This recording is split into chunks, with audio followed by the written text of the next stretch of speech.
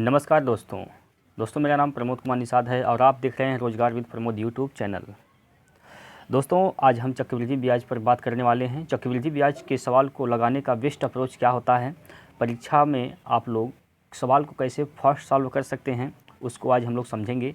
इसका ट्रिक क्या होता है, कैसे इसको सॉल्व कर सकते हैं, आज के इस वीडियो में हम लोग समझेंगे। हाँ, लेकिन इसको हम लोग बहुत डिटेल नहीं समझेंगे दोस्तों। अगर आपको डिटेल समझना है इसके पीछे का लॉजिक क्या है, कैसे हम लोग फास्ट कर सकते हैं, तो चैनल को सब्सक्राइब करके घंटे वाले बटन को जरूर दबाइए, जिससे कि हमारी वीडियो का नोटिफिकेशन आपको मिलता रहे।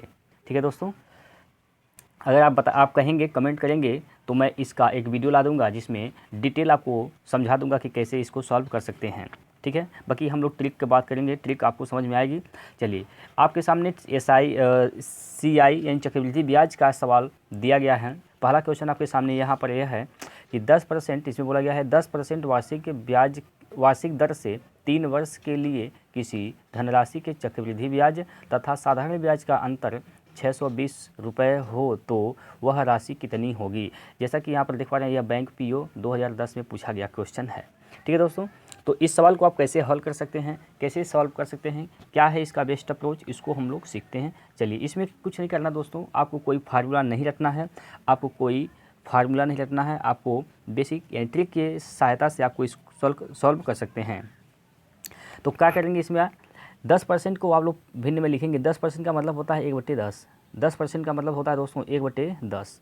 10% का मतलब होता है 1/10। यहाँ पर 10% का मतलब 1/10 होता है। ठीक है, लेकिन अगर 3 साल की बात किया तो इसका क्यूब कर देंगे। अगर देखिए नीचे का वाला, जब नीचे वाले का यानी हर का जब क्यूब करेंगे तो मूलधन प्राप्त होगा। जब नीचे का क्यूब करेंगे तो मूलधन प्राप्त होगा। तो 10 का क्यूब करेंगे तो क्या हो जाएगा, 1000। 10 का क्यूब करेंगे तो यह 1000 हो जाएगा। अभी इस पर 3 साल का ब्याज लगने वाला है, तो 3 साल के ऐसे बांट दिए हम।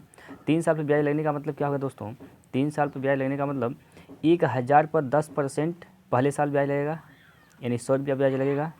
उसके बाद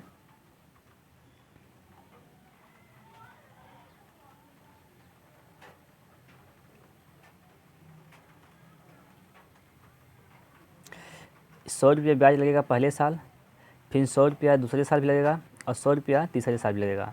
लेकिन जब ही हम दूसरे साल पे आएंगे तो यह 100 रुपया पर भी ब्याज लगेगा। तो 100 रुपया ब्याज 10 रुपये मिलेगा। 100 रुपया फिर 10% के हिसाब से 10 रुपया, और इस 100 रुपया पर भी ब्याज लेगा तो इस पर भी 10 रुपया ब्याज लेगा। ठीक है, लेकिन अब तीसरे साल में जब आते हैं हम लोग तो इस 10 रुपया पर भी ब्याज लगता है, तो इसका 10% के हिसाब से 10 रुपया पर ब्याज कितना लगेगा, 1 रुपये। ठीक है ना। चलिए, इसके बाद समझते हैं और क्या इसमें क्या है।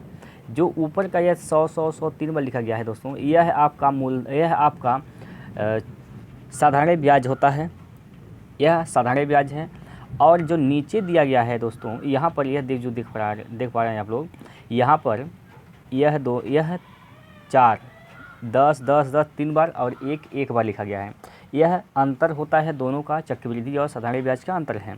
लेकिन अगर दोस्तों हम पूरे की बात करते हैं, अगर हम दोस्तों पूरा की बात करें, यानी यहाँ से लेकर यहाँ तक इन सभी की बात करते हैं, तो यह होता है चक्रवृद्धि ब्याज। ठीक है, इतनी चीज़ें आप समझ गए होंगे। तो यहाँ पर सवाल के हिसाब से हम काम करने वाले हैं। यहाँ पर क्या बोला गया है कि अंतर दिया है 620 रुपये, तो यहाँ से अंतर कितना जाएगा, 10 10 20 और 10 30 और 1 31, यानी हम कह सकते हैं जो 31 का मान है वह 620 रुपये है। 31 का मान 620 रुपये है, तो 1 का मान क्या हो जाएगा, 1 का मान हो जाएगा 20 रुपये। 1 का मान 20 रुपये हो जाएगा। तो पूछा है वह राशि कितनी है, यानी 1000 अनुपात का मान पूछा है। तो 1000 से गुणा करेंगे 20 में तो हो जाएगा 20,000। ऑप्शन नंबर डी इसका सही उत्तर हो जाएगा। ठीक है दोस्तों, आशा करता हूँ यह आपको समझ में आया होगा। आगे बढ़ते हैं अगले सवाल पर। अगला सवाल आपके सामने यह है कि इसमें बोला गया है किसी धनराशि के 10% वार्षिक दर से 2 वर्ष के चक्रवृद्धि ब्याज तथा साधारण ब्याज का अंतर दिया है इसमें 40, समय कितना है, 2 साल। और क्या पूछा है, धनराशि पूछा है। दोस्तों अगर 2 साल है तो इसको हम लोग और भी फास्ट लगा सकते हैं। इसका बेस्ट अप्रोच क्या है, इसको समझिए। जब 2 साल दिया है, हालांकि 2 साल दिया है तो इससे भी लगा सकते हैं, लेकिन इसको और भी तेज लगा सकते हैं। कैसे, 10% का मतलब 1/10, 10% का मतलब 1/10। 2 साल की बात कर रहा है तो इसका कर देंगे स्क्वायर। 2 साल की बात कर रहा है तो इसका स्क्वायर करेंगे तो यह हो जाएगा 1/10 का स्क्वायर करेंगे हम तो यह हो जाएगा 1/100 हो जाएगा। नीचे का जो वैल्यू है यह मूलधन है और ऊपर का जो वैल्यू है वह क्या है, यानी अंश का जो वैल्यू है वह अंश ऊपर है और हर नीचे है। अंश का वैल्यू, जो अंश का अनुपात है दोस्तों, यह है चक्रवृद्धि ब्याज और साधारण ब्याज का अंतर, और जो हर का अनुपात है यह है मूलधन। ठीक है, तो यहाँ पर अंतर दिया है, यानी एक का वैल्यू कितना दिया है 40, एक का वैल्यू 40 दिया है, तो मूलधन पूछा है तो 40 का 100 में गुणा कर दीजिए तो हो जाएगा 4000। ऑप्शन नंबर ए इसका सही हो जाएगा। ठीक है, आगे बढ़ते हैं अगले सवाल पर। अगला सवाल आपके सामने यहाँ पर यह है, किसी धन पर 5% वार्षिक दर से 2 वर्ष का चक्रवृद्धि ब्याज तथा साधारण ब्याज का अंतर 35 है। 2 वर्ष की बात कर रहा है दोस्तों, तो 2 वर्ष के लिए क्या अप्रोच है, 2 वर्ष का अप्रोच क्या होता है, 5% का मतलब होता है 1/20, 5% का मतलब 1/20। 2 वर्ष की बात कर रहा है तो इसका स्क्वायर कर देंगे, तो 1/20 का स्क्वायर करेंगे तो यह हो जाएगा 1/400, 1/400 हो जाएगा। अंतर दिया है 35, यानी एक का वैल्यू कितना दिया है 35, मूलधन पूछा है तो 400 का 35 में गुणा कर दीजिए, आ जाएगा उत्तर 35 दूना 70 140, यानी हो जाएगा ये ऑप्शन नंबर सी। 35 दूना 70, 70 दूना 140, यानी ऑप्शन नंबर सी 14000 इसका सही उत्तर हो जाएगा। ठीक है, अगला प्रश्न पे चलते हैं। अगला प्रश्न आपके सामने यहाँ पर यह है, किसी धन पर एक निश्चित दर से 2 वर्ष का साधारण ब्याज 120 रुपये तथा चक्रवृद्धि ब्याज 129 रुपये है। ठीक है, तो ब्याज की वार्षिक दर ज्ञात कीजिए, यानी इस बार हमें रेट बताना है। तो इस बार हमें क्या बताना है दोस्तों, रेट बताना है। तो रेट कैसे बताएंगे हम लोग, ध्यान समझेंगे। आप सभी लोग जानते हैं, अगर नहीं जानते हैं तो मैं इस पर एक वीडियो बना दूंगा, आपका कमेंट होगा, आप कहेंगे तो हमें एक वीडियो बनाएंगे इस पर और आपको समझाएंगे इसका डिटेल क्या होता है। देखिए, चक्रवृद्धि साधारण ब्याज जो होता है दोस्तों हर साल बराबर लगता है, साधारण ब्याज हर साल बराबर लगता है। अगर 2 साल का साधारण ब्याज 120 रुपये है तो 1 साल का कितना लगा होगा 60 रुपये, 1 साल का 60 रुपये लगा होगा, 1 साल का 60 रुपये लगा होगा। लेकिन दोस्तों हम यहाँ पर देख रहे हैं कि चक्रवृद्धि ब्याज जो है यह 129 रुपये लग रहा है, मतलब 9 रुपये ज़्यादा लग रहा है। इसका मतलब 60 रुपये पर भी यह 9 रुपया ब्याज दिया गया है। ठीक है, 60 रुपये पर भी 9 रुपया ब्याज दिया गया है। तो रेट बताना है, 9 रुपया ब्याज लगा किस पर 60 रुपये पर, 9 रुपया ब्याज लगा किस पर 60 रुपये पर, गुणे 100 कर दीजिए। परसेंटेज बदलने के लिए 100 से गुणा करते हैं। यहाँ से हल करेंगे, 2 से काटेंगे 2 3 6 और 2 से काटेंगे 5 बार में कटेगा, 3 से काटेंगे 3 3 9 और 3 5 15, तो 15% इसका सही उत्तर हो जाएगा। आशा करता हूँ आपको समझ में आ रहा होगा। अगले प्रश्न में चलते हैं। अगला प्रश्न आपके सामने यह है, इसमें क्या कहा गया है कि 1000 की धनराशि पर 5% वार्षिक दर से 2 वर्ष का चक्रवृद्धि ब्याज का अंतर कितना होगा। इस बार डिफरेंट पूछ दिया है, अंतर पूछ दिया है। तो कुछ नहीं करना है, अगर 2 साल है तो आपका वही आसान तरीका क्या है, 5% को तोड़ेंगे, 5% को भिन्न में लिखेंगे, तो 5% का मतलब होता है 1/20, 5% का मतलब 1/20।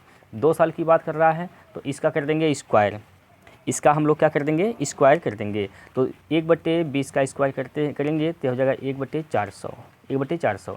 अच्छा, यह क्या दिया है, मूलधन दिया है, यानी 400 का वैल्यू कितना दिया है 1000, 400 का वैल्यू कितना दिया है 1000। तो क्या पूछा है, अंतर, अंतर बोले तो 1 का वैल्यू पूछा है, तो 1 का वैल्यू निकाल दीजिए, यहाँ से काटेंगे, यहाँ से काटेंगे, ख़त्म हो जाएगा, यहाँ से काटेंगे तो यह हो जाएगा ख़त्म। इसके बाद अगर हम बात करते हैं यहाँ से इसको काटेंगे, अगर फिर 4 से काटेंगे, 4 से काटेंगे तो कितना बार हो जाएगा, 4 दूनी 8, 4 दूनी 8, 2 4 5 20, 2.5 रुपया इसका सही उत्तर हो जाएगा। ठीक है, इसका उत्तर कितना हो जाएगा 2.5। एक बार आप लोग कमेंट करके ज़रूर बताइए कि आपको समझ में आ रहा है या नहीं समझ में आ रहा है, एक बार कमेंट करके ज़रूर बताइए। अगला प्रश्न आपके सामने यहाँ पर यह है, इसमें कहा गया है कि कोई धन चक्रवृद्धि ब्याज से 15 वर्ष में 2 गुनी हो जाती है, तो कितने वर्ष में यह अपने से 8 गुना हो जाएगा। देखिए दोस्तों, इस सवाल को हल करने का क्या अप्रोच होता है, क्या तरीका होता है, कैसे इसको हम लोग सॉल्व कर सकते हैं। हालांकि इसको सॉल्व करने के लिए कई लोग तो कई तरीके से बताते हैं, लेकिन इसका बेस्ट अप्रोच क्या होता है उसको समझने का प्रयास करिए। इसमें कहा गया कि 15 वर्षों में 2 गुना हो जाता है, यानी 15 वर्ष में कितना हो जा रहा है 2 गुना हो जा रहा है। ठीक है, तो कहा है कि 8 गुना होने में कितना समय लगेगा, 8 गुना होने में कितना समय लगेगा यह पूछा गया है। तो 8 को हम 2 के फॉर्म में लिख देंगे, 8 को किस फॉर्म में लिखेंगे 2 के फॉर्म में लिखेंगे। तो 2 के फॉर्म में कैसे लिख सकते हैं, इसको लिख सकते हैं हम 2 पर पावर 3, बोलिए लिख सकते हैं 2 पर पावर 3 लिख सकते हैं। तो यहाँ पर देखिए 1 घात होने में 15 साल लगा है तो 3 घात होने में कितना साल लगेगा? 1 घात होने में 15 साल लगा है तो 3 घात होने में कितना साल लगेगा? 3 का 15 में गुणा कर दीजिए, 45 साल लगेगा। कितना लगेगा? 45 वर्ष। इसका सही उत्तर क्या हो जाएगा? 45 वर्ष। आशा करता हूँ ये आपको समझ में आया होगा। अगर आप चाहते हैं कि ऐसे वीडियो आप लगातार पाते रहें, आपको मिलता रहे, तो चैनल को सब्सक्राइब करके घंटी वाले बटन को दबा दीजिए, जिससे कि नोटिफिकेशन आपको मिलता रहेगा। और कमेंट में ज़रूर बताइए कि यह आपको कैसा लगा और आप इससे कितना सीख पाए हैं। तो आज के लिए इतना ही। जय हिंद, जय भारत।